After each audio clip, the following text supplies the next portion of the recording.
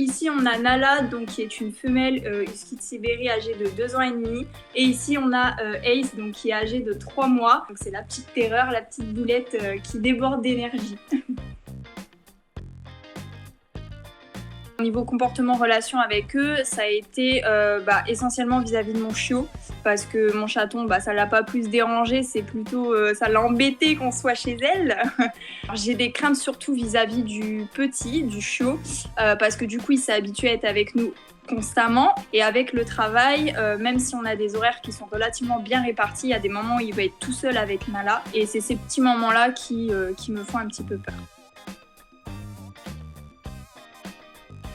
J'ai 2 petites anecdotes. Nala, tout d'abord, elle a repris ses marques parce qu'avec l'arrivée de Ace, elle ne dormait plus, c'était une vraie maman. Et depuis le début du confinement, elle s'est remise à faire des grasses matinées avec son papa tous les matins.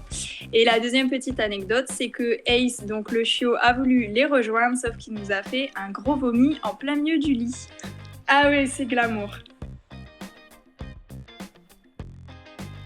Évidemment, ça a changé des choses, on est beaucoup plus présent pour eux. Comme on est en appartement, en fait, je divise l'heure qui est autorisée en petites minutes. Donc par exemple, je fais 10 minutes de balade le matin, je refais 10 minutes en fin de matinée, 10 minutes début d'après-midi. Comme ça, Ace, le bébé, ça lui permet de continuer à être propre.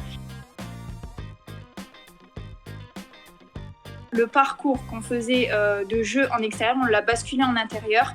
Donc en transformant notre salon en véritable aire de jeu, en fait, avec plein de petits jeux d'occupation dispersés. Par exemple, je vais mettre un tapis de fouille à un endroit, je vais mettre un petit sabot de veau à un autre endroit. Les petites friandises ultra premium, je vais les mettre par exemple dans des jeux comme ça qu'on peut dévisser. Je vais essayer de mettre ça partout pour qu'eux ils puissent renifler et que ça stimule mentalement. Et vis-à-vis de l'alimentation, c'est pareil, on essaye de faire des choses un petit peu sympas en donnant par exemple dans un tapis de fouille ou voilà, en dispersant les croquettes dans l'appartement.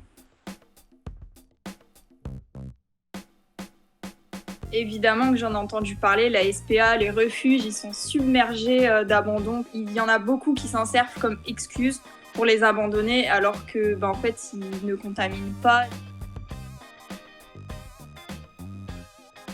Les animaux, ils ont un rôle très important pour accompagner les personnes, justement pour continuer à avoir un contact tactile. Même si on ne peut pas sortir, c'est vraiment un élément qui est motivateur et important d'avoir un animal à ses côtés, et notamment pour les personnes qui sont toutes seules.